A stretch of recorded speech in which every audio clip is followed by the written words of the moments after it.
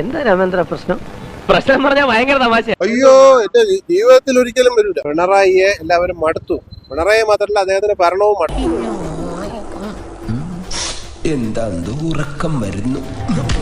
ഞങ്ങൾക്ക് ഒരുപാട് ബുദ്ധിമുട്ടുകളുണ്ട്. എല്ലാം കൊണ്ടും പാവപ്പെട്ടവർക്ക് ജീവിക്കാൻ വയ്യാത്തൊരു അവസ്ഥയാണ്. അതൊന്നും ഇല്ലെങ്കിലും ദാരിദ്ര്യത്തിന് കുറവൊന്നുമില്ല.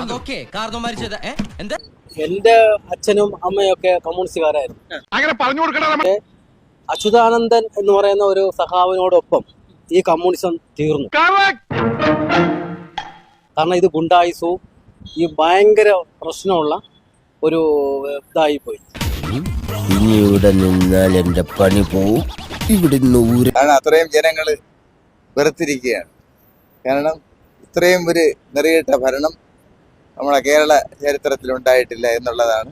അച്ഛൻ പറഞ്ഞു ഇതിലും ഭേദം കട്ടപ്പാറയായി കക്കാൻ ഇറങ്ങുന്ന ജനത്തിന് ഇപ്പൊ തിരിച്ചറിവ് വന്നു തുടങ്ങി. എന്നെ എന്തുകൊണ്ടാണ് അവരുടെ പ്രവൃത്തി കൊണ്ട് അത് വരില്ല, എല്ലാം വരില്ല. പിന്നെ സ്വപ്നത്തിൽ വിചാരിക്കാൻ വേണ്ട അവന് വരിയില്ല. LDF ഭരണം 2 വർഷം കിട്ടിയപ്പോഴും ഭരണം വളരെ മോശമായിരുന്നു. വീരപ്പൻ ആളെന്ത് ഡീസന്റാ, ആൾക്കാരെ കൊല്ലുള്ളൂ. പക്ഷെ ഈ വീരപ്പനാണെങ്കിലോ ഇഞ്ചിഞ്ചായി പിഴിഞ്ഞ് എല്ലും തോലാക്കി കളയും. മനുഷ്യരക്തം കുടിക്കുന്ന ഒരു DTS രക്തരക്ഷസായാണ്.